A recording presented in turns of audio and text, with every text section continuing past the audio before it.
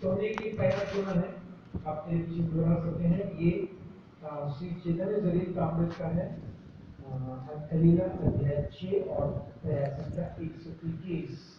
आप मेरे पीछे दोहरा सकते हैं। सर्वशेष धृतकाम वृंदावन धाम, अवशेष पाठ नारायणी गर्भ जाम। ये प्यार क्षत्रिय चेतन भागवत से है, तो इसमें हिंदी में मेरे पीछे दोहराइए, मेरे पीछे दोहराइए। वृंदावन दास ठाकुर स्वयं बोल रहे हैं इस प्यार को। श्रीमन महाप्रभु के उच्छिष्ट भोजन की अधिकारिणी श्री नारायणी का पुत्र मैं वृंदावन दास श्री नित्यानंद प्रभु का सबसे आखिरी शिष्य हूं, अथवा सबसे क्षुद्र शिष्य हूं। ओम ज्ञानतिमिरन्धस्य ज्ञानञ्जनशलाकया चक्षुरुन्मीलितं येन तस्मै श्री गुरवे नमः। वाञ्छाकल्पतरुभ्यश्च कृपा सिन्धुभ्यैव च पतितानां पावनेभ्यो वैष्णवेभ्यो नमो नमः। श्री कृष्ण चैतन्य प्रभु नित्यानंद श्री अद्वैत गदाधर श्रीवासादि गौर भक्तवृंद। हरे कृष्ण कृष्ण कृष्ण हरे हरे, हरे राम राम राम हरे हरे। विष्णुपदाय कृष्ण कृष्णाय भूतले श्रीमते भक्तिवेदांत स्वामिनिति नामिने। नमस्ते सरस्वती देवी गौरवाणी प्रचारे निर्विशेष शून्यवादी पाश्चात्य देशधारिणे।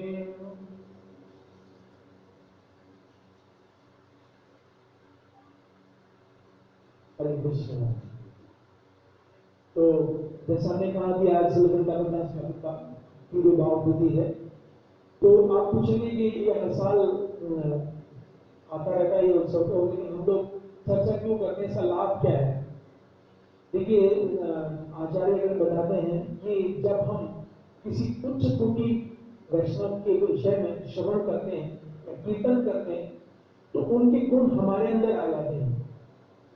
तो बहुत महत्वपूर्ण तिथि होती है, इसलिए किसी भी वैष्णव की, चाहे वो तिरुभाव हो चाहे आविर्भाव हो, और बताया गया कि आज के दिन उनकी कृपा का द्वार खुला होता है।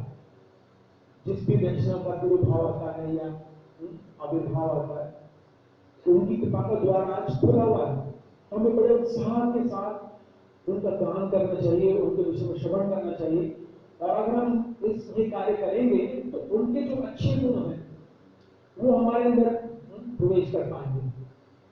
क्योंकि अगर हम किसी के दुर्गुण चर्चा करते हैं तो उसके दुर्गुण हम ले लेते हैं। हम भगवान का गुणगान रोज क्यों करते हैं? ताकि भगवान के जो दिव्य गुण है वो उनमें से कुछ हमारे अंदर भी प्रवेश कर पाए, ताकि हम लोग कम से कम मनुष्य तो कहला पाए। नहीं तो अगर सिर्फ प्रभुपाद ना होते तो हम लोग पता नहीं कैसा जीवन जीते, बिल्कुल चिंतन से परे। लेकिन सिर्फ प्रभुपाद और वरिष्ठ आचार्यों ने जैसा इस भजन में गाया, वो कहाँ चले गए वो सब लोग? तो हमें विरह में मेरे भाव में उनका चिंतन करना चाहिए, उनका गुणगान करना चाहिए। तो मेरे पास है ये श्री गौर गणोदेश दीपिका, इसके अंदर उनका इंट्रोडक्शन दिया है कवि कर्पूर में। 3 नंबर श्लोक संख्या है, बता रहे हैं कि ये वृंदावन दास ठाकुर कौन है। कवि कर्पूर आप जानते होंगे शिवानंद सिंह के पुत्र थे, उनके बेटे थे, और श्री चैतन्य महाप्रभु का अंकुर था, लेकिन बहुत छोटे थे। शिवानंद सिंह गए और महाप्रभु के सामने बच्चे को ऐसे डाल दिया, और श्री चैतन्य महाप्रभु बैठे थे ऊपर और क्या किया बच्चे ने, कभी कर्णपुर में धीरे धीरे गया और श्री चैतन्य महाप्रभु का जो अंगूठा था बिल्कुल सोने जैसा, उसको मुख में लेकर के चूसने लगे। तो श्री चैतन्य ने कहा कि शिवानंद जो आपका एक पुत्र है इसने सब कुछ ले लिया मेरा। और हम देखते हैं कि आज जितने भी वैष्णव आचार्य हैं, यहाँ तक कि रामचंद्रपुरी के बारे में भी बताया कि कौन है। आप जानते हैं रामचंद्रपुरी कौन है? बड़ा खराब रोल मिला उनको, हालांकि सबके बारे में बताया, सबकी सूचना उन्होंने छोटे से पुस्तक में दे दी, जितने भी चैतन्य लीला के पार्षद हैं। रामचंद्रपुरी के विषय में वो कहते हैं कि रामचंद्रपुरी विभीषण है, लेकिन विभीषण तो भगवान का भक्त था और रामचंद्रपुरी को हम क्या देखते हैं तो उसने तो बड़ी कड़ी निंदा की श्री चैतन्य भगवान की भी और अपने गुरु माधवेंद्रपुरी की। तो उन्होंने क्लैरिफिकेशन दिया कवि कर्णपुर ने कि वास्तव में विभीषण तो भगवान का भक्त था और सीधा चैतन्य लीला में भी आ गए वो रामचंद्रपुरी, इसलिए माधवेंद्रपुरी के शिष्य बने। लेकिन श्री चैतन्य की इच्छा से उनके अंदर जो राधा रानी की जो सास थी, राधा रानी सास का नाम क्या था? एक ननद भी थी ना, उनकी एक सास भी थी, जटिला और कुटिला। तो जटिला जो है राधा रानी की जो सास है वो भी उसी रामचंद्रपुरी के देह में प्रवेश कर गई।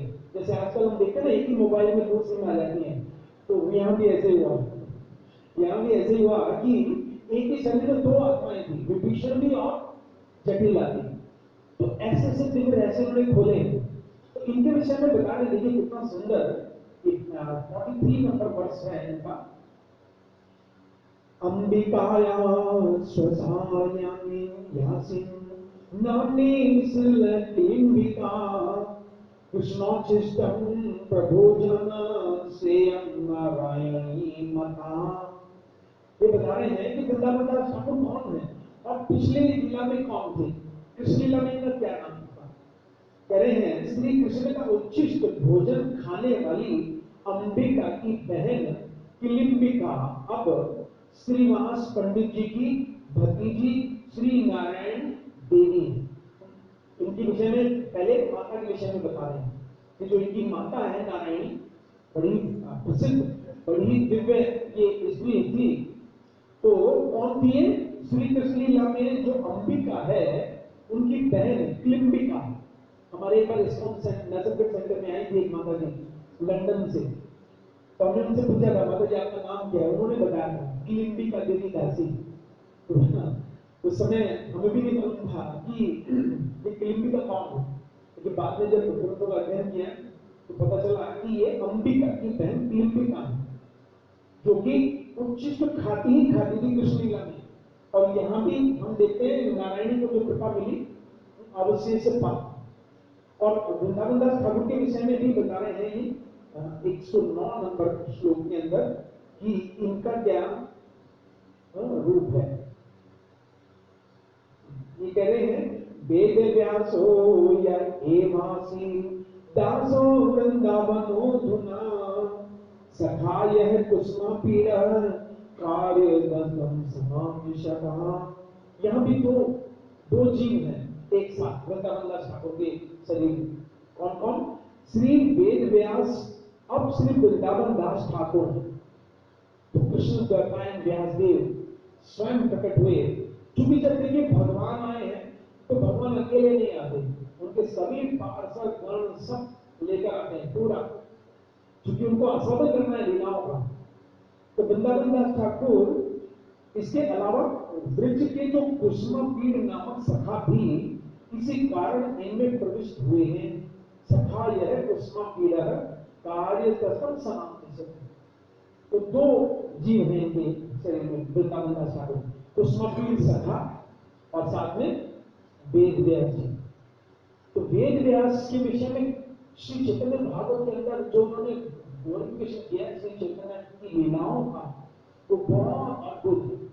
और कहीं कहीं पर विशेष रूप से जब श्री माधवेंद्रपुरी और अद्वैत आचार्य में जब मिलन होता है, या ईश्वरपुरी और श्री चैतन्य महाप्रभु में जब मिलन होता है गया में, तो वहां ये कहीं कहीं पर चैतन्य भागवत में लिखते हैं कि हे श्रोतागण, जो श्री ईश्वरपुरी और श्री चैतन्य के बीच में जो वार्ता हुई भी मैं भला क्या लिख सकता हूं उनके बारे में।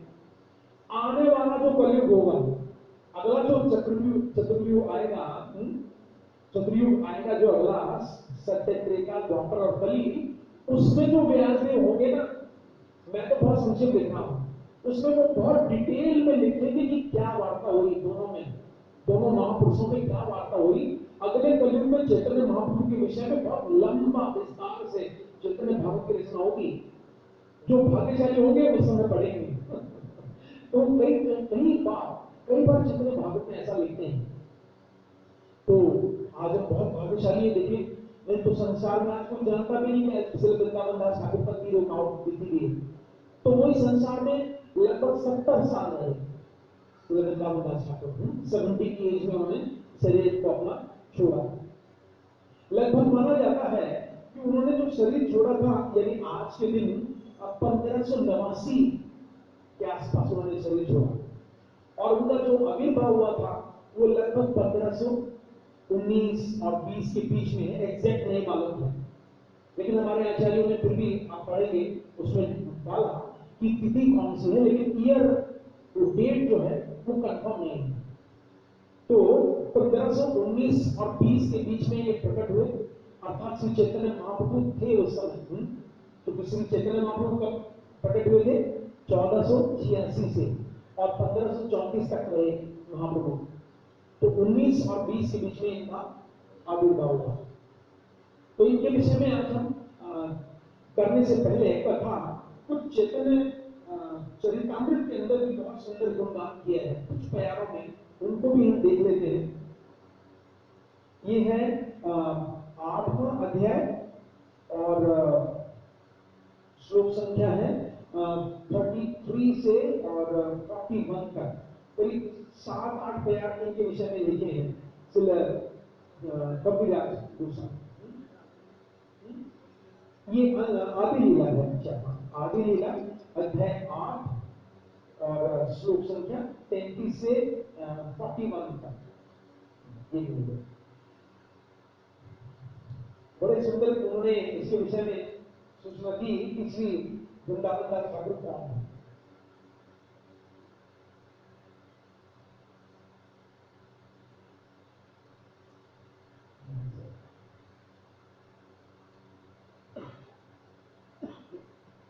अरे मूर्खो, यहां से शुरू करते हैं कृष्णदास कविराज गोस्वामी, क्योंकि लोग जानते नहीं, शुरुआत ही यहां से करते हैं। ये कई बार लोग कहते हैं प्रभुपाद को कहते थे, प्रभुपाद आप रास्कल, मूर्ख, ऐसे दूर से ऐसे शब्दों का प्रयोग क्यों करते हो? तो प्रभुपाद कहते थे यही भाषा उचित है, हम लोगों के लिए यही भाषा उचित है, तभी हम कुछ ध्यान से समझ कर पाएंगे। तो क्या बोल रहे हैं? अरे मूर्खो, जरा चैतन्य मंगल तो पढ़ो। इस ग्रंथ को पढ़कर तुम श्री चैतन्य महाप्रभु की सारी महिमा को समझ सकते हो। तो उस समय वास्तव में जब इन्होंने रचना की थी चैतन्य भागवत की बजाय इसका नाम चैतन्य मंगल था। तो लोचनदास ठाकुर ने भी जो लिखा वो भी चैतन्य मंगल था, लेकिन वृंदावन दास ठाकुर ने अपने ग्रंथ का नाम चैतन्य भागवत कर दिया चैतन्य मंगल से।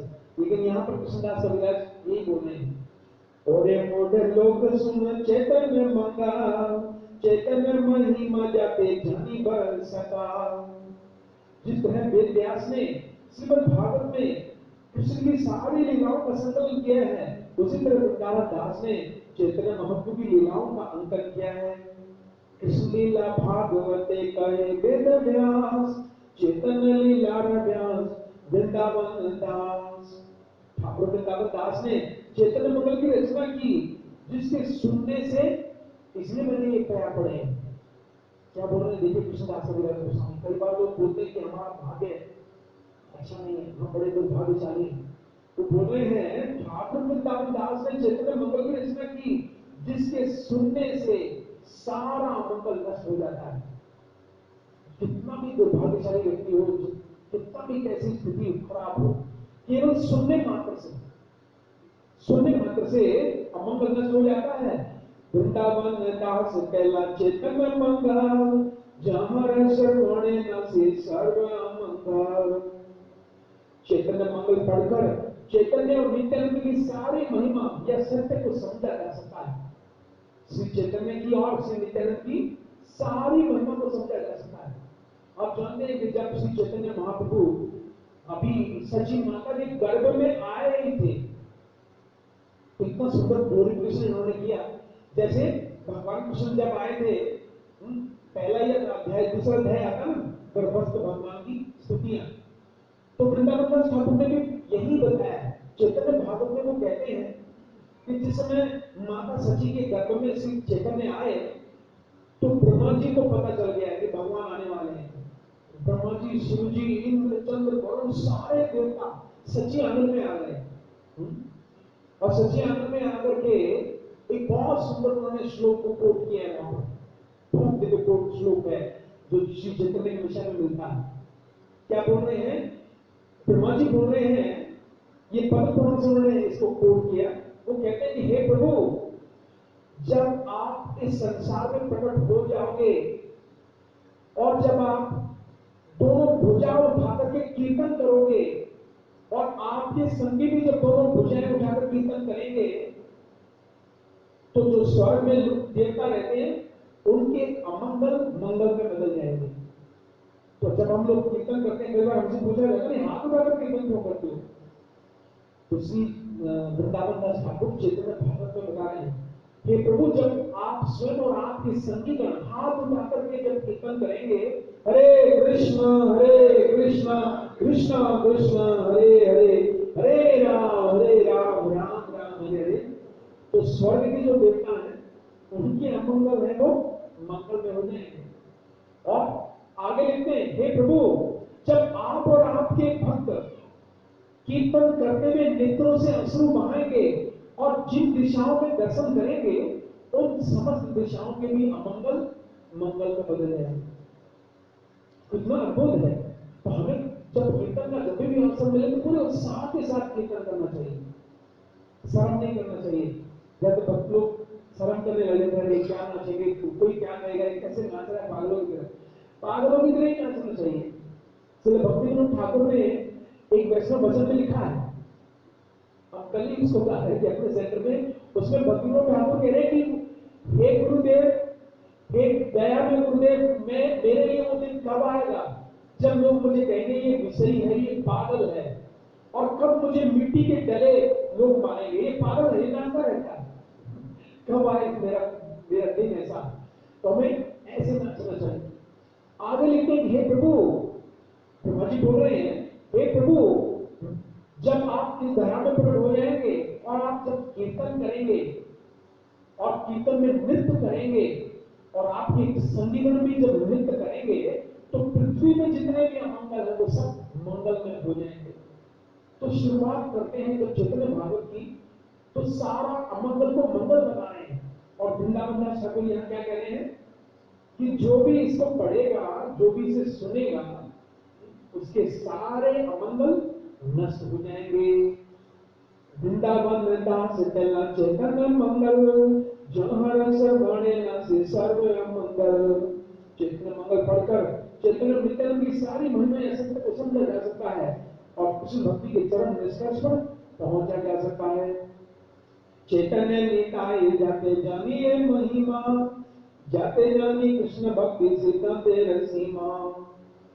वृंदावन दास ठाकुर ने चैतन्य मंगल जो बाद में श्री चैतन्य भागवत कहलाया, श्रीमद् भागवत से प्रमाणित उद्धरण देते हुए भक्ति के सिद्धांत और सार दिए हैं। भागवते जत भक्ति सिद्धांत रसार, लिखिया चिन्ह इना जानी करिया उद्धार। और आगे क्या लिखते हैं, यदि बड़ा से बड़ा नास्तिक भी, कोई नास्तिक, बड़े से बड़ा नास्तिक भी चैतन्य मंगल को सुने तो वह तुरंत महाभागवत बन जाता है। सोचिए कितना बड़ा गैप, कहां तो नास्तिक है और महाभागवत बन जाएगा अगर क्या सुनेगा तो चैतन्य भागवत सुनेगा, केवल सुनने मात्र से। चैतन्य मंगल सुने यदि पासनी जवन, से महा वैष्णव भय तत् चुन। इस पुस्तक का विषय इतना भव्य है कि लगता है मानो श्री वृंदावन दास ठाकुर की लेखनी से साक्षात श्री चैतन्य महाप्रभु बोल रहे हैं। इतना सुंदर है वास्तव में बहुत सुंदर। आप में से किस किसने पढ़ा है चैतन्य भागवत? चैतन्य भागवत पढ़ा है आपने किसी ने? नहीं पढ़ा है? अरे बाबरे, आपने पढ़ा है? थोड़ा पढ़ा। वैसे तो इस्कॉन में भी मिलता है अंग्रेजी में, लेकिन अगर आप हिंदी में पढ़ना चाहें तो वृंदावन हरिनाम प्रेस है, उसके लेखक हालांकि श्यामदास है। आप पपड़ में नहीं जाना, लेकिन प्यार और अनुवाद आप पढ़ सकते हो। अरे वो तो कलेजे का टुकड़ा होना चाहिए हमारे वैष्णवों का। चैतन्य भागवत अगर नहीं पढ़ेंगे तो फिर क्या पढ़ेंगे? चैतन्य, क्योंकि चैतन्य चरितामृत में लीलाएं कम है, दर्शन ज्यादा है, फिलॉसफी बहुत ज्यादा है, लेकिन जो लीलाओं का जो आस्वादन है, टोटल लीलाएं हैं, वो चैतन्य भागवत में है। उसके लिए तो आपको आज ही इतना लालायित हो जाना चाहिए कि अगली बार जब वृंदावन जाऊंगा तो सीधा हरिनाम प्रेस जाऊंगा और उनको बोलूंगा भैया एक कृति दे दो, एक कृति अपने लिए होना चाहिए। बहुत मधुर लीलाओं का उन्होंने गुणगान किया, बहुत मधुर। एक बार आपने पढ़ना शुरू कर दिया फिर छोड़ नहीं पाओगे उसको पूरा होने तक, इतना मधुर है। मैं कम से कम 3 बार पढ़ चुका हूं, देखिए चैतन्य भागवत को। प्लीज आज ही निर्णय कर लीजिए कि जब भी वृंदावन जाएंगे जरूर हरिनाम प्रेस से हिंदी वाला ले लेंगे, नहीं तो अंग्रेजी में तो मिलता है, जो जिनको अंग्रेजी में सुविधा है। चैतन्य भागवत जरूर पढ़िएगा प्लीज। आगे क्या कह रहे हैं देखिए, मनुष्य रचिते नारे ऐसे ग्रंथ धन्य, वृंदावन दास मुखे वक्ता श्री चैतन्य। ये चैतन्य चरितामृत के रचयिता बोल रहे हैं, दूसरे का गुणगान कर रहे हैं। भौतिक संसार में ऐसा नहीं होता। भौतिक संसार में अगर मैंने लिखा है तो दूसरे ने लिखा है, वो बोलते हैं मेरा लिखा हुआ ज्यादा अच्छा। लेकिन कृष्णदास कविराज गोस्वामी गुणगान कर रहे हैं वृंदावन दास ठाकुर का, कि जो उन्होंने लिखा वो मनुष्य के बस में नहीं है, तो साक्षात व्यासदेव के द्वारा रचित है ये ग्रंथ। आगे बोल रहे हैं, मैं वृंदावन दास ठाकुर के चरण कमलों पर करोड़ों करोड़ नमस्कार करता हूं। उनके अतिरिक्त अन्य कोई व्यक्ति पतित आत्माओं के उद्धार के लिए ऐसा अद्भुत ग्रंथ नहीं लिख सकता था। कितना गुणगान करने कृष्णदास कविराज गोस्वामी। वृंदावन दास पदे कोटि नमस्कार, ऐसे ग्रंथ करीते हो तारीला संसार। नारायणी सदा से श्री चैतन्य महाप्रभु का जूठन खाया करती थी। श्री वृंदावन दास ठाकुर उसी के गर्भ से जन्मे थे। नारायण चैतन्य उचित भजन, तार गर्भे जन्मीला श्री दास वृंदावन। तो इस प्रकार से ये कुछ प्यार थे जो कि कृष्णदास कविराज गोस्वामी ने भी श्री वृंदावन दास ठाकुर के ग्लोरिफिकेशन में लिखे हैं। तो इतना तो निश्चित है कि यहाँ आप कम से कम अपने लालायित हो जाएगा कि हमें चैतन्य भागवत जरूर पढ़ना है, तभी सच्ची श्रद्धांजलि होगी श्री वृंदावन दास ठाकुर के प्रति। हमने नहीं पढ़ा है तो उसे पढ़िए, जरूर खरीदिए। पपट में नहीं जाइए, क्योंकि पपट में कहीं कहीं खासकर से जब श्री चैतन्य महाप्रभु संन्यास लेते हैं उस पपट को थोड़ा अवॉइड कर लीजिएगा, क्योंकि वो पपट जो डाले वो हमारी परंपरा से नहीं, दूसरे किसी भक्त ने लिखा, ट्रांसलेशन उनका बहुत अच्छा है, तो वहां पर कुछ उन्होंने थोड़ा कंट्रोवर्शियल कहीं डाला है, तो उस पर आप नहीं जाइएगा। तो इस प्रकार से ये श्री कृष्णदास कविराज गोस्वामी के द्वारा रचित थे। अब हम उनकी कहानी सुनेंगे कि वो कहां प्रकट हुए, कैसे प्रकट हुए और उनकी क्या सूचनाएं हैं। देखिए शुरुआत करते हैं, श्री हट्ट निवासी श्री जलधर वैदिक पंडित अपनी पत्नी सहित नवद्वीप में आकर रहने लगे। कहां से? पिछले से पिछला श्री हट्ट निवासी श्री जलधर पंडित, नाम कितना सुंदर है, जलधर पंडित, जलधर वैदिक पंडित अपनी पत्नी सहित नवद्वीप में आकर रहने लगे। उनके 5 पुत्र थे। कौन कौन? श्री नलिन, श्रीनिवास, आप लोग दोहरा सकते हैं, नाम बड़े पवित्र हैं, बोलिए श्री नलिन, श्रीवास, श्रीपति, श्रीनिधि और श्री राम। तो ये जो श्री राम है, इनको इनकी लीला बड़ी सुंदर आती है, जो कि जब श्री चैतन्य और अद्वैत आचार्य का मिलन होता है तो इनको भेजा जाता है, इनको कहा जाता है रमाई पंडित वहां पर, लेकिन नाम रखा गया था श्री राम। रमाई पंडित को भेजा जाता है कि जाओ अद्वैत आचार्य को बुला के लाओ। तो 5 पुत्र हो गए किसके? जलधर वैदिक पंडित के। तो इसमें से जो सबसे बड़े थे श्री नलिन, नलिन की एक कन्या को जन्म देकर संसार में आ रहे। देखिए कितना शुरुआत कैसे होती है वृंदावन दास ठाकुर की, कितनी दुर्भाग्य से शुरुआत होती है कि नलिन के यहाँ एक कन्या ने जन्म लिया कुमारहट में और फिर संसार में आ रहे, शरीर छोड़ दिया, बेटी का जन्म हुआ, पिताजी चले गए। उनके छोटे भाई श्रीवास पंडित, हम सब जानते हैं उनको, हम बोलते हैं रोज श्री कृष्ण चैतन्य प्रभु नित्यानंद श्री अद्वैत गदाधर श्रीवास आदि गौर भक्तवृंद, तो उनके नलिन के छोटे भाई थे श्रीवास पंडित। तो श्रीवास पंडित ने उस बच्ची को पाला, क्योंकि भाई तो रहा नहीं, उस बच्ची को पाला और उसका नाम रखा नारायण, एवं उसकी माता को अपनी देख रेख में नवदीप में रखा। और देखिए फिर कितना दुर्भाग्य बढ़ा, श्रीवास ने घर में गए, आप जानते होंगे इस लीला को तो जरूर जानते होंगे कि श्रीवास पंडित का भी एक बेटा था, छोटा, लेकिन श्री चैतन्य जब उनके आंगन में नाच रहे थे तो बेटे की मृत्यु हो गई थी, और श्री चैतन्य पूरे भाव में नाच रहे हैं, और श्रीवास पंडित अंदर से कुछ रोने की आवाज सुनाई दी तो अंदर गए और जाकर कहने लगे, अगर तुम जोर जोर से रोई तो मैं घर छोड़कर चला जाऊंगा, अगर तुम्हें रोना है, बच्चे की मृत्यु हो गई, कोई बात नहीं, क्या हुआ, महाप्रभु भगवान हमारे आंगन में नाच रहे हैं, उनके आंगन में कोई, उनके नाचने में कोई बाधा नहीं पड़नी चाहिए, अगर तुम रोगी तो मैं घर छोड़कर चला जाऊंगा, अगर तुम्हें रोना है तो धीरे धीरे रो, ये बोलकर आए।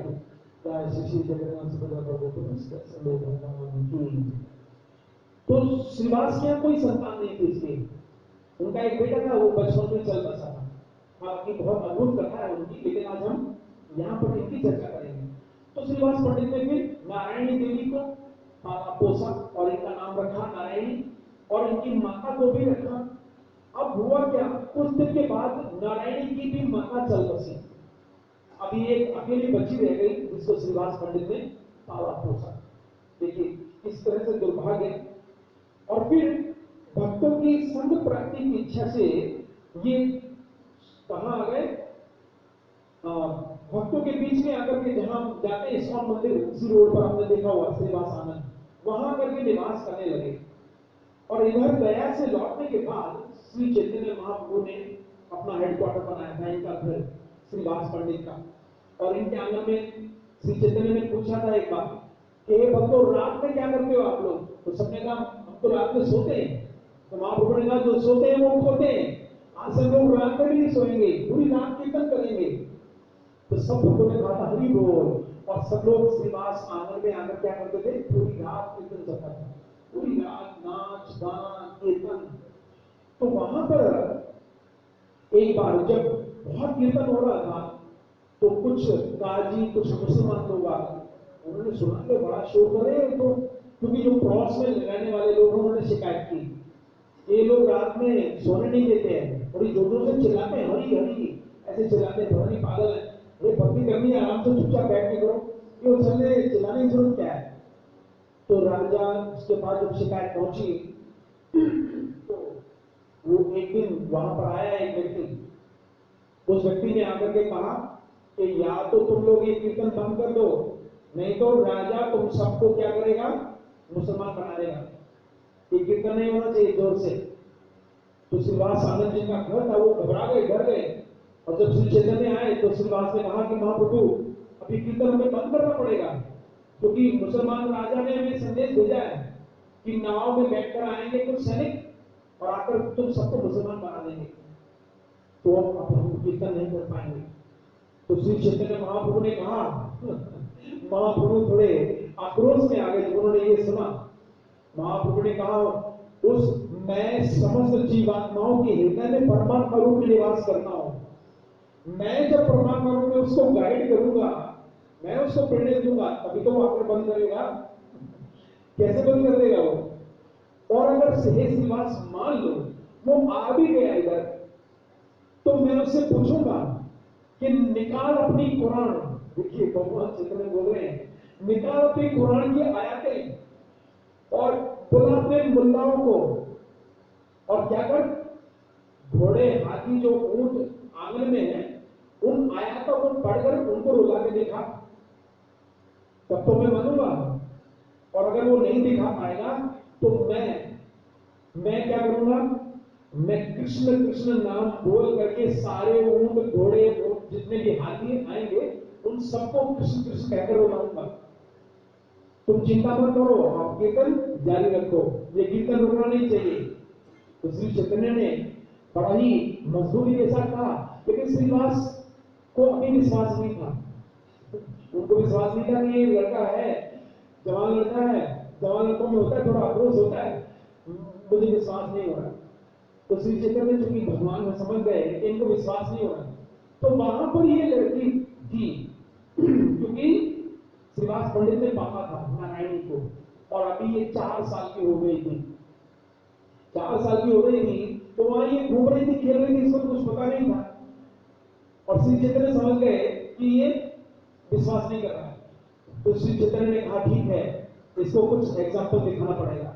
उन्होंने कहा हे नारायणी, हे बेटी इधर आओ, और आकर के थोड़ा कृष्ण कृष्ण कहकर थोड़ा रोकर तो दिखाओ। और श्री चैतन्य का तो ये कहना ही था। वो नारायणी आई और जोर जोर से हाँ कृष्ण रोने लगी, और इतना रोई कि उस समय श्रीनिवास का जो आंगन था वो सारा मिट्टी का आंगन था पूरा, और इतना रोई कि आंगन में कीचड़ हो गया, इतने आंसू बहाए नारायणी ने कि कीचड़ हो गया, वो फिसल कर गिरने लगे। तो श्रीनिवास पंडित समझ गए कि ये कोई सामान्य व्यक्ति नहीं है, ये कोई सामान्य लड़का नहीं है, तो इसमें एक छोटी बच्ची को रुला दिया कृष्ण नाम में, फिर तो ये कर सकता है। तो इस प्रकार से श्री चैतन्य ने ये वहां पर संदेश दिया, जिसको बहुत सुंदर गुणगान किया है। जैसा इस प्यार में हमने पढ़ा था कि ऐसा लगता है कि श्री चैतन्य ही वृंदावन दास के मुख से बोल रहे हैं। वृंदावन दास लिख रहे हैं, वृंदावन दास की ये विनम्रता है। इसके बाद एक और घटना हुई ऐसी ही, आप जानते हैं कि 7 पहरिया एक लीला की थी श्री चैतन्य महाप्रभु ने, 7 पहरिया। तो 7 पहर कितने घंटे का होता है? 2 पहर। एक पहर होता है 3 घंटे का, 2 पहर होते हैं 6 घंटे का। ठीक है, जब हम बोलते हैं 2 पहर का भोजन, तो 2 पहर का मतलब 6 घंटे चले गए सुबह से। तो ऐसे ही श्री चैतन्य महाप्रभु ने एक बार 7 पहर तक ईश्वर आदेश में आ गए थे। आपने सुनो कि बड़ी मधुर, बड़ी विस्तार से बोली जाती है चैतन्य महाप्रभु की श्रीवास आंगन में। तो वो बैठ गए थे विष्णु सिंहासन पर और कहने लगे, हे श्रीवास, मेरा अभिषेक करो, मेरी पूजा करो, जिसकी तुम पूजा रात दिन करता है मैं वही हूं। तो बड़ा ही ईश्वर आवेश में आ गए। तो वहां पर भी ये बालिका खेल रही थी। अनेक भक्तों को महाप्रभु ने याद दिलाया था वहां पर कि याद करो, ऐसी कई घटनाएं वहां पर आती हैं। एक गंगादास पंडित का सुनाया उन्होंने कि याद है मुसलमान राजा तुम्हें बंदी बनाने के लिए आ रहा था, और तुम गए थे कहां? गंगा जी के किनारे, और गंगा जी के किनारे वहां पर कोई नाविक नहीं मिल रहा था, और तुम कह रहे थे अरे कोई भगवान कोई भेज दो। तो याद करो एक आया था नाविक, वो मैं था, और मैंने तुम्हारे बच्चों को बचाया था। तो गंगादास भक्ति से विफल हो गया, और अभी तो महाप्रभु प्रकट हुए नहीं थे, तब की घटना थी। तो ऐसे अनेक भक्तों को महाप्रभु ने वहां पर ईश्वर आवेश में बनाया था। तो ये बालिका भी वहां खेल रही थी। उस समय ये 5 साल की हो गई थी, क्योंकि 1 साल उन्होंने श्रीवास में कीर्तन किया था। और तब श्री चैतन्य ने इसको वहां बुलाया, और वहां बुला करके एक जो महाप्रभु को भोग लगाया जा रहा था, तो महाप्रभु के मुख में एक तांबूल था, जिसको पान हम बोलते हैं। तो श्री चैतन्य महाप्रभु ने अपना जूता, देखिए श्री वृंदावन दास ठाकुर कितने महाभाग्यशाली होंगे। हम लोग भक्तों का भी चीज के लिए रहते हैं ना, लाला किसी भक्त का थोड़ा प्लेट ले लेते हैं, चुप करके उसमें से कुछ ले लेते हैं, क्योंकि भक्त पद धूलि, भक्त पद जल, भक्त भूत अवशेष 3 महाबल। तो भक्ति में 3 टॉनिक है। आप जब शरीर से कमजोर हो जाते हो तो डॉक्टर क्या कहता है, तो थोड़ा टॉनिक खिलाओ इसको। तो जब भी अगर आपको भक्ति में भी कमजोरी महसूस हो कि भक्ति में ठीक नहीं चल रहा, तो 3 टॉनिक बताए हमारे आचार्यों ने। क्या क्या? भक्त पद धूलि, भक्त पद जल, भक्त भूत अवशेष 3 महाबल। तो इनको तो किसका अवशेष मिला? इनको अवशेष किसका मिला? जैसे मैंने बताया, कवि कर्णपुर को तो श्री चैतन्य महाप्रभु का अंगूठा मिला था, और इनको, इनकी माता को भगवान ने स्वयं अपना मुख से आधा खाया हुआ पान निकाल कर दिया नारायणी देवी को। सोचिए कितनी महाभाग्यशाली होगी, जिस महाप्रसाद के लिए शिव जी तरसते हैं, ब्रह्मा जी तरसते हैं, उनका, उन भगवान का आधा पान खाया गया तांबूल नारायणी देवी को मिला, और नारायणी देवी ने इसे ग्रहण किया। तो सारे वैष्णव कहने लगे, अद्यापि है वैष्णव मंडले चार ध्वनि, अवशेष पात्र नारायणी। सारे वैष्णव हरि हरि कहने लगे, दोनों भुजाएं उठा करके सारे वैष्णव कहने लगे, धन्य धन्य, ये नारायणी कितनी धन्य है कि इसको महाप्रभु ने अपना उच्चिष्ट पात्र बनाया। तो पात्र बनाया, इन्हीं के यहाँ पर श्री वृंदावन दास ठाकुर ने जन्म लिया। तो कई बार लोग ऐसा सोचते हैं कि श्री चैतन्य तो चलो मान लिया भगवान है, लेकिन जो बाद में उनके साथ में है वो सब, वो तो ऐसे ही है, उनकी जो लीलाएं लिखी है सब ऐसे ही नहीं। श्री चैतन्य ने अपना उच्चिष्ट रूप से दिया, और उसके गर्भ से व्यासदेव जी प्रकट हुए वृंदावन दास ठाकुर के रूप में। फिर आगे, लेकिन इनकी जो दुर्भाग्य भी समाप्त नहीं हुआ। देखिए, इनके ही फिर परम पुत्र बने, सौभाग्य पुत्र बने व्यास अवतार से वृंदावन दास ठाकुर। कई स्थानों में इन्होंने चर्चा की है, लेकिन ना तो ये अपनी चर्चा करते हैं। देखिए, आज जो पुस्तक लिखते हैं बड़े बड़े राइटर्स, तो अपना सारा डिटेल बताएंगे ना कि मैंने वहां जन्म लिया, मेरे माता पिता ये हैं, लेकिन वृंदावन दास ठाकुर ने अपने पिताजी का नाम तक नहीं बताया, क्योंकि माता नारायणी चैतन्य लीला में है, तो उन्होंने माता का एक दो जगह नाम लिया, क्योंकि अपना नाम भी उच्चारण नहीं किया उन्होंने कि मैं कहां से था, कौन था। और आचार्यों ने इनके बारे में थोड़ी थोड़ी सूचना दी, तो इससे पता चलता है ये गुण हमारे अंदर आना चाहिए। वैष्णव क्या बोलते हैं? सुकरे निष्ठा, निष्ठा, वैष्णव प्रतिष्ठा। अगर कोई वैष्णव होकर भी प्रतिष्ठा का भूखा है तो शुक्र निष्ठा, उस शुक्र की निष्ठा के समान है। अगर कोई वैष्णव होकर भी चाहता है मेरा नाम नहीं बोला गया, मैंने जो सिद्धांत है, जब हम किसी का नाम बोलते हैं तो वो सारी सेवा पानी हो जाती है। अगर आपने दान दिया, आपने कुछ ऐसा किया, सेवा की, आपका नाम बोल दिया तो वो लाभ नहीं मिलेगा जो मिलना चाहिए। इसलिए बहुत लोग क्या करते हैं, बैकग्राउंड में रहकर के सेवा करते हैं कि हमारा भोजन नाम नहीं बोलना, बस ऐसे ही मैंने कर दिया, थोड़ा नाम के लिए कभी नहीं जाना। तो वृंदावन दास ठाकुर से हम ये गुण प्राप्त कर सकते हैं, आज उनकी कृपा की याचना कर सकते हैं कि ठाकुर जैसे आपने अपना नाम नहीं लिखा, मेरा भी, मैं कहीं भी सेवा करूं तो भक्तों को बोल देना चाहिए, बड़े भक्तों को, क्योंकि मुझे मेरा नाम नहीं बोलना प्लीज। ऐसा गुण हमारे अंदर आना चाहिए। इसलिए आज हम उनका गुणगान कर रहे हैं, इसलिए उनका गुणगान हम सुन रहे हैं, क्योंकि भौतिक संसार में व्यक्ति नाम के लिए तो जीते हैं। अरे इतनी गीता की थी, मेरा नाम नहीं पढ़ के नहीं सुनाया, अगली बार से कैंसल, अगली बार से बस कोई सेवा नहीं होगी, गीता बांटेंगे नहीं, क्यों? मेरा नाम ही नहीं उच्चारण हुआ। लेकिन वृंदावन दास ठाकुर देखिए क्या करें कि उनका स्वयं की महिमा और पिता की महिमा का उन्होंने कहीं गुणगान नहीं किया।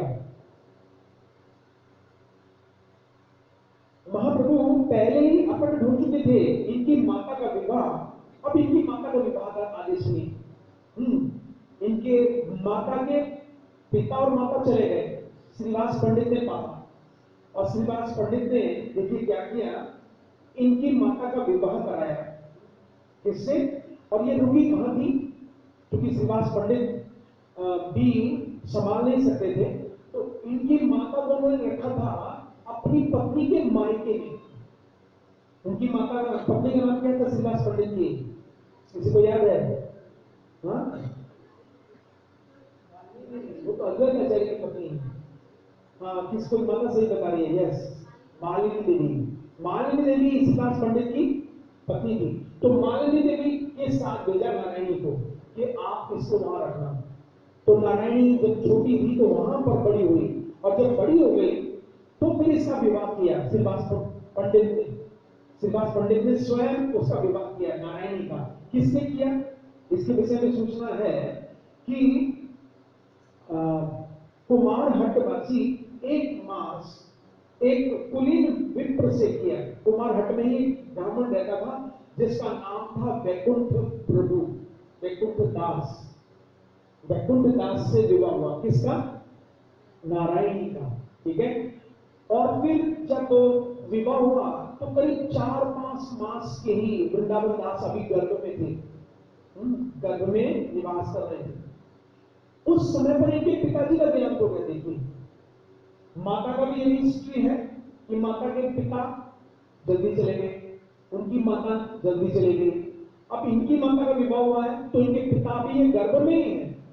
हालांकि अगर आप पढ़ेंगे वाल्मीकि रामायण, ऐसा क्यों होता है? हालांकि यह तो वैष्णव आचार्य हैं, इनके विषय में हमें ऐसा नहीं सोचना चाहिए, लेकिन वाल्मीकि रामायण में जिस समय भगवान श्री रामचंद्र जी को भेजा जाता है वनवास में, तो भरत ने यह श्राप दिया था, भरत ने यह श्राप दिया था कि जिस किसी ने भी मेरे प्रभु श्री राम को वनवास में भेजा है, मैं श्राप देता हूं क्या, कि वो गर्भ में आएगा लेकिन उसके माता पिता उसका मुख नहीं देखेंगे।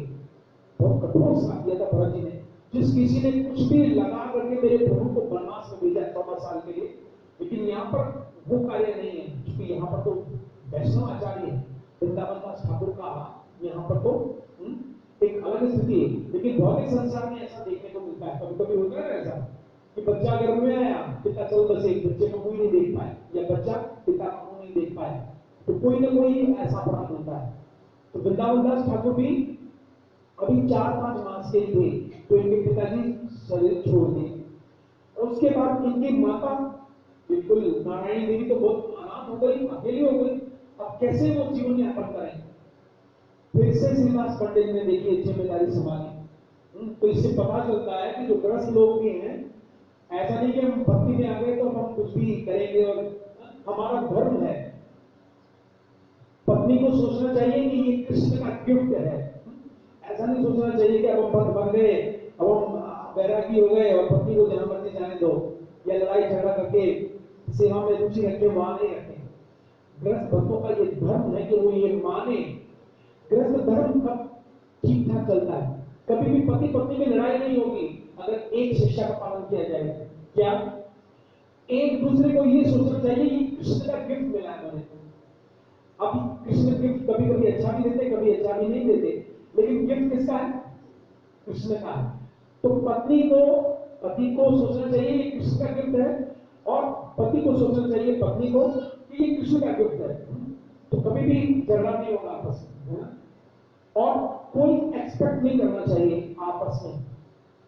आपस में ये नहीं एक्सपेक्ट करना चाहिए वो मेरी सेवा करेगी, और या पत्नी कहेगी ये मेरे लिए कुछ करेगी। जब एक्सपेक्टेशन होती है तब लड़ाई झगड़ा होता है। लेकिन यहां पर हम देख रहे हैं क्या कि नारायणी देवी अनाथ हो गई। तो श्रीवास पंडित ने इनको क्या किया? देखिए, एक वासुदेव दत्त नाम के भक्त रहते थे मामा गाची मोदरद्वीप में। वहां पर नारायणी को ले गए और वृंदावन दास को ले गए। वहां पर एक मंदिर था उनका, वहां पर इनको सेवा में लगा दिया। वहां पर कुछ माता जी की आवश्यकता थी, तो नारायण देवी भी चाहती थी कि मैं कुछ सेवा करूं और मैं अपने पुत्र का पालन पोषण करूं। तो वहां मंदिर में रहे दोनों। वृंदावन दास छोटे स्कूल में एडमिशन करा दिया इनका, ये स्कूल जाने लगे और माता जी मंदिर में सेवा करने लगी, और वो जो थोड़ी वहां से प्रसाद और कुछ धन मिलता था उससे अपना जीवन यापन किया। तो कितना माता का भाव था कि मैं किसी पर बोझ नहीं बनना चाहती। और इधर वृंदावन दास ठाकुर स्कूल में जाने लगे। अभी बहुत छोटे थे वृंदावन दास, जब स्कूल में जा रहे थे तो जितने भी स्कूल के विद्यार्थी थे उन सब में बहुत ही अग्रगणी विद्यार्थी रहे शुरू से, और संस्कृत के तो ये स्कॉलर थे। लिखा है कि अनेक विद्वान पंडित निवास करते थे वहां पर, और बाल विद्या में ही संस्कृत विद्या इन्होंने ग्रहण की।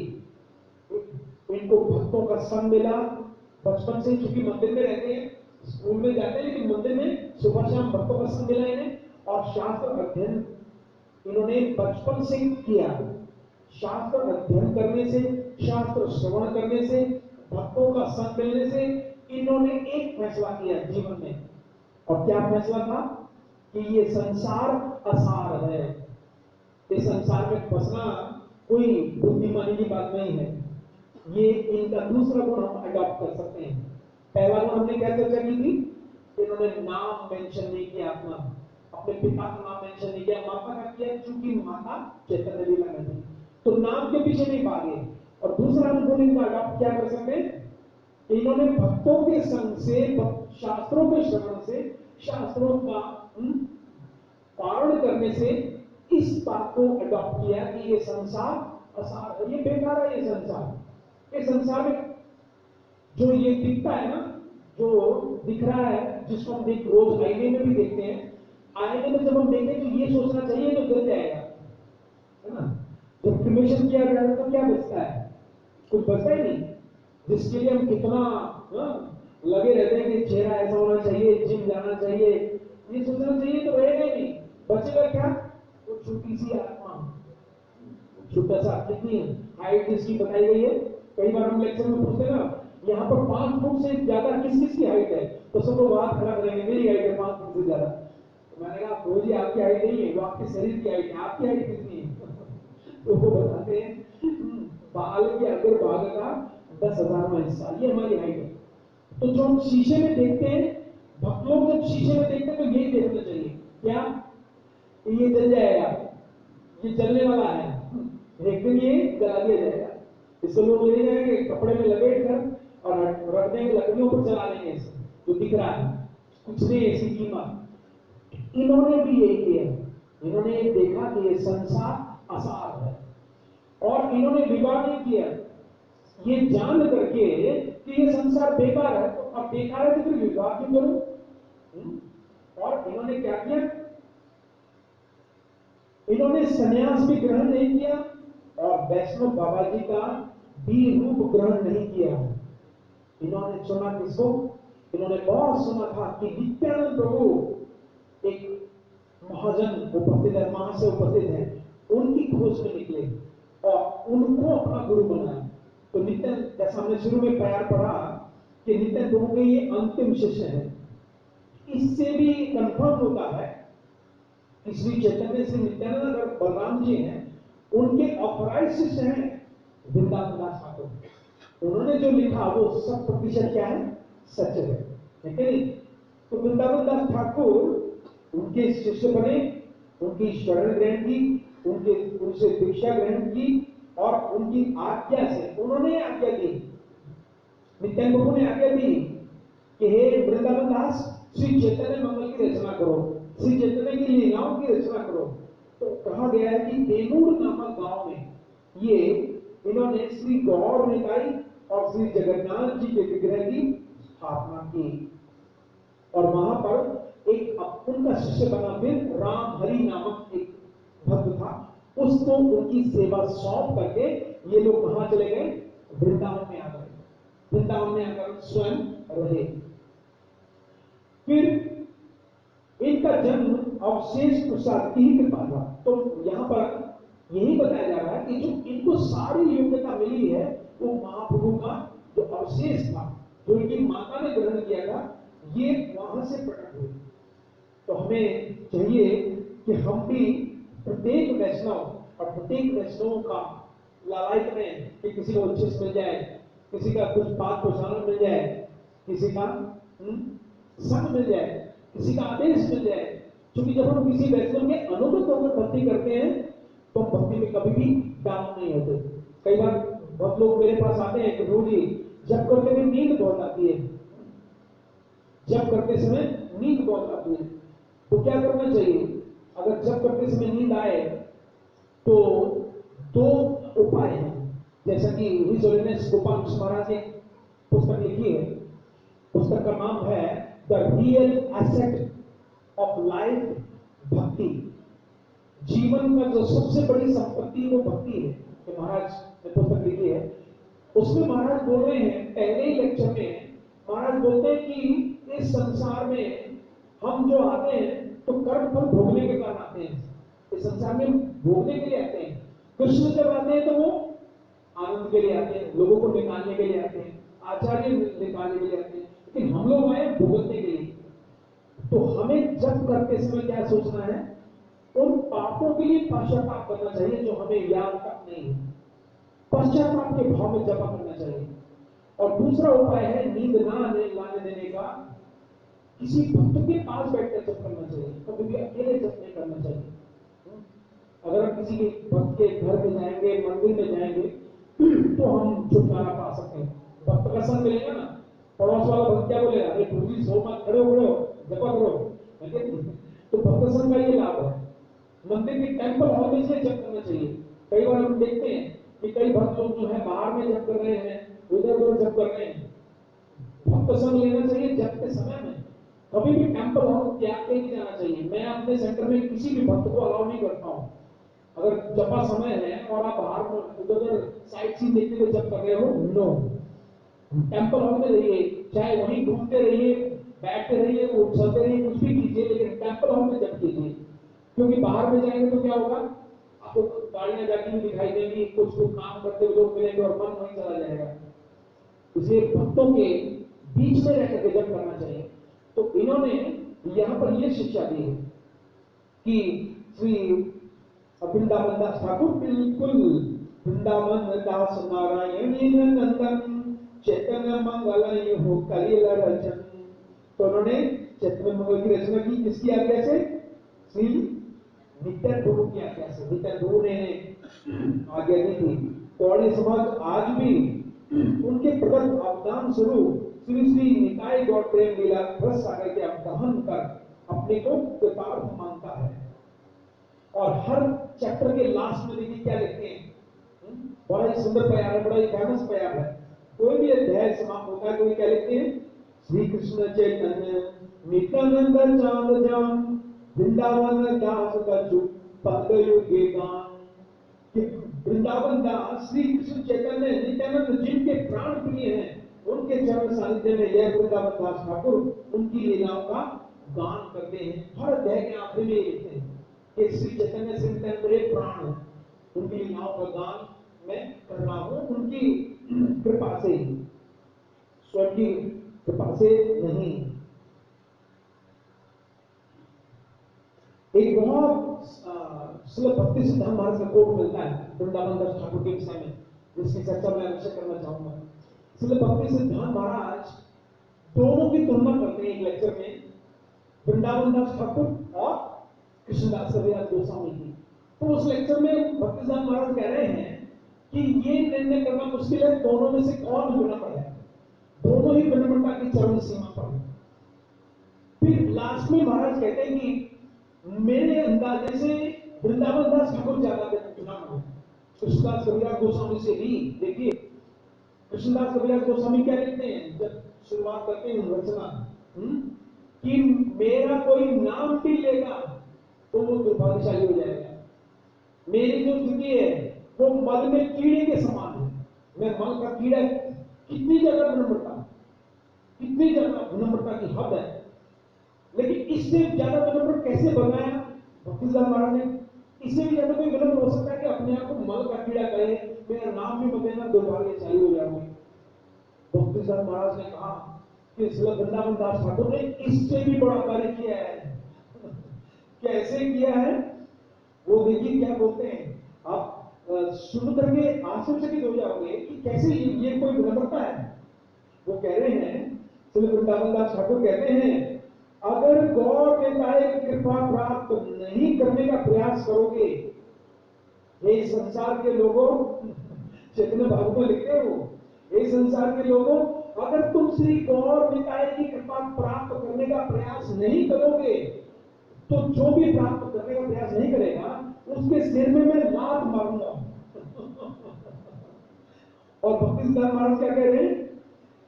ये कृष्णदास कविराज गोस्वामी से भी बड़ी विनम्रता है। आप लोग ये विनम्रता है, वो तो लात मार रहे हैं, लेकिन श्री भक्ति सिद्धांत महाराज अपने लेक्चर में इसको क्लैरिफाई करते हैं कि कैसे ये विनम्रता है। देखिए सुनिए, श्री भक्ति सिद्धांत महाराज कह रहे हैं, चूंकि वृंदावन दास ठाकुर अच्छी तरह गौड़ीय वैष्णव सिद्धांतों को जानते हैं, और वो ये भी जानते हैं कि किसी वैष्णव की निंदा करना कितना भयानक हो सकता है। लेकिन चूंकि उनकी आसक्ति श्री गौर निताई में बहुत ज्यादा है, इसलिए वो अपनी परवाह नहीं कर रहे हैं कि उनका क्या होगा। जो नहीं कृपा प्राप्त करेगा उसके सिर में लात मारेंगे तो उनका क्या हाल होने वाला है। इसलिए भक्ति सिद्धांत महाराज इस बात को क्लैरिफाई कर रहे हैं कि ये महा महा महा विनम्रता है कि उनकी इच्छा कि सब लोग गौर निताई के प्रेमी बने, इसलिए ऐसे कड़े शब्दों का प्रयोग कर रहे हैं और अपनी परवाह नहीं करें कि उनका क्या होने वाला है। वैष्णव की सिर में लात मारेंगे तो क्या होगा। तो इसलिए भक्ति सिद्धांत महाराज कहते हैं कि ये this is the more humble humility, biggest humility, कि वैष्णव अपनी परवाह भी नहीं कर रहा है और सबको गौर प्रेमी होने के लिए मार्गदर्शन कर रहा है। तो इसलिए सबसे ज्यादा कौन है भक्ति।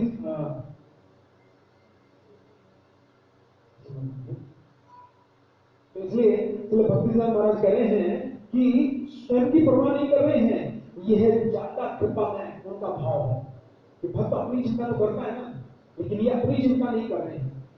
तो हमें चाहिए कि हम भक्तों के संपर्क में रहें और जब हम भगवान के विषय में अगर सीखना चाहते हैं, समझना चाहते हैं, तो हमें ऐसे आचार्यों के विषय में श्रवण करना चाहिए, ऐसे आचार्यों के विषय में जानना चाहिए कि जिसके माता पिता चले गए, माँ के भी माता पिता चले गए तो अपनी सेवाओं को बंद नहीं किया और अडिगता के साथ।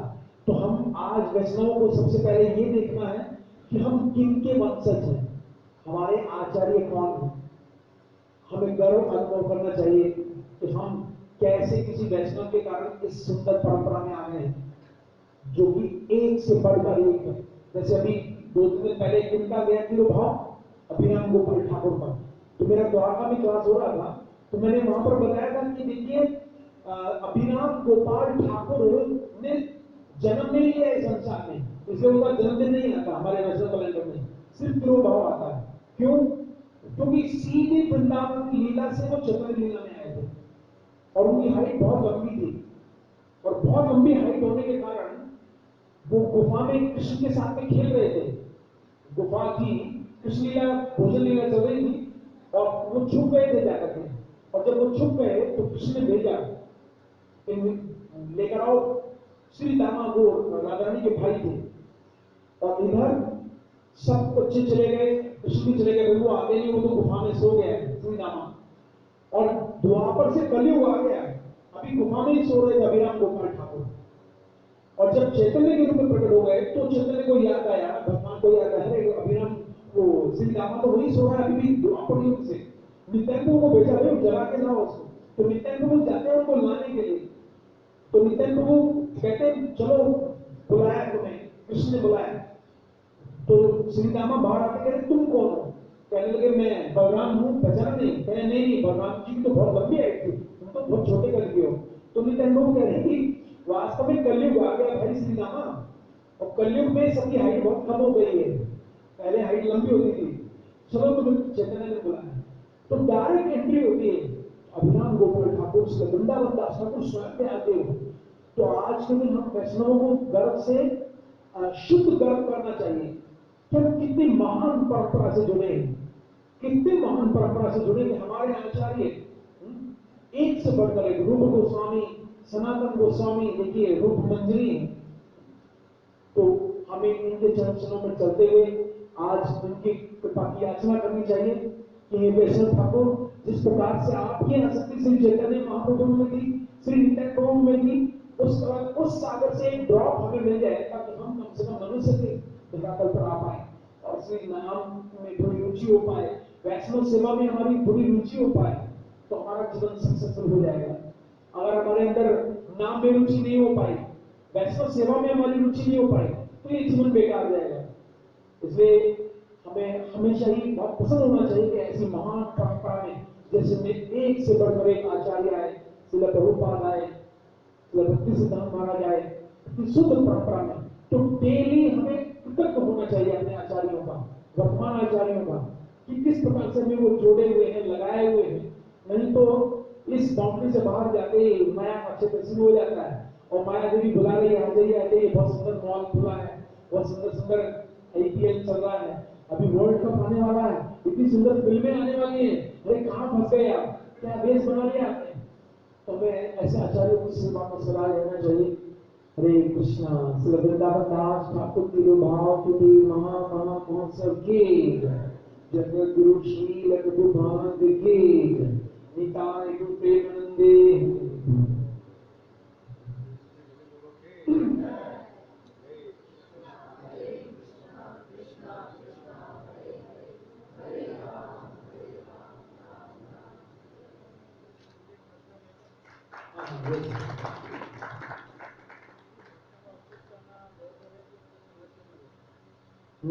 बहुत सुंदर प्रश्न पूछा है उन्होंने कि भक्तों का संग रहना ज्यादा इंपॉर्टेंट है या उनका उच्चिष्ट लेना ज्यादा इंपॉर्टेंट है।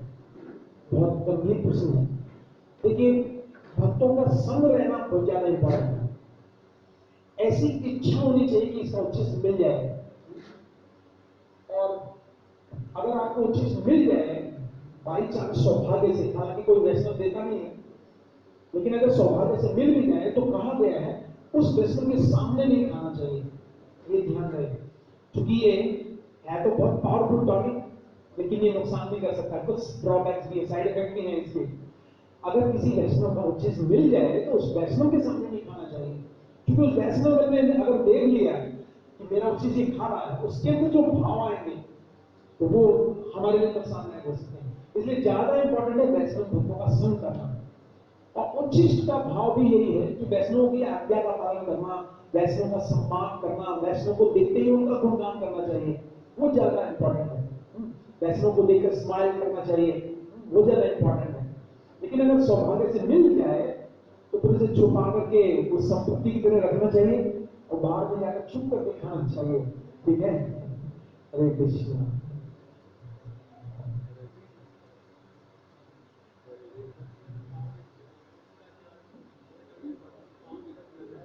हाँ, बस लोग पांव छूते हैं तो छुआना नहीं चाहिए, लेकिन ये कहा गया है कि एक वैष्णव की सारी कृपा का जो पूरा होती है, वो पूरी की पूरी कृपा जो है चरणों में आ जाती है, नीचे होती है।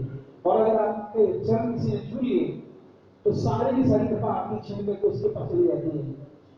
तो ये घटना मिलती है, इसलिए स्वरूप दामोदर गोस्वामी और गदाधर पंडित की चैतन्य लीला कि दोनों ही शरीर में ताकतवर थे, दोनों बलवान थे।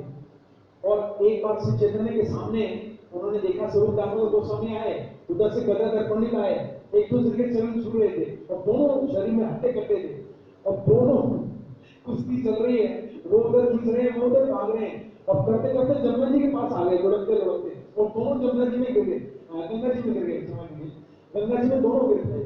हालांकि ये बहुत हास्य का लीला थी, लेकिन फिर भी भक्तों को चरण छुआना चाहिए, प्रयास करना चाहिए, उनसे रिक्वेस्ट करना चाहिए। अगर वो जबरदस्ती कर रहे हैं तो थोड़ा उनसे प्रार्थना करनी चाहिए गंभीरता से, प्रभु जी मैं स्थिति में नहीं हूँ कि मैं चरण स्पर्श करा सकूं, क्योंकि चरण स्पर्श अगर हम कराते हैं अपनी इच्छा से तो फिर उसके लिए साधना बहुत हैवी चाहिए, और हमारे सारी कृपा, हमारे सारे पुण्य चले जाते हैं चरण छुआने से।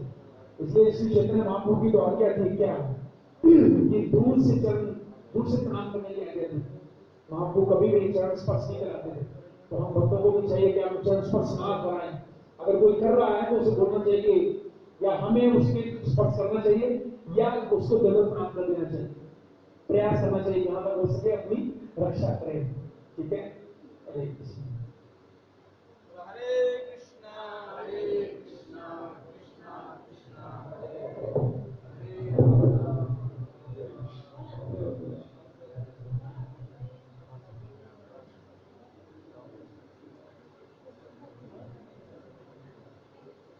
हरे कृष्ण कॉन्ग्रेगेशन डेवलपमेंट मिनिस्ट्री से मैं आपको से एक बड़े क्षेत्र में एक शॉर्ट बोलूँ जिसका मैसेज आप लोगों को आया होगा। तो वो गीता कोर्स सिखाने के बारे में 2 से 2.5 घंटे का कोर्स है। शाम को आपको मैसेज आया, कितना मैसेज आया, कितने लोग आ गए?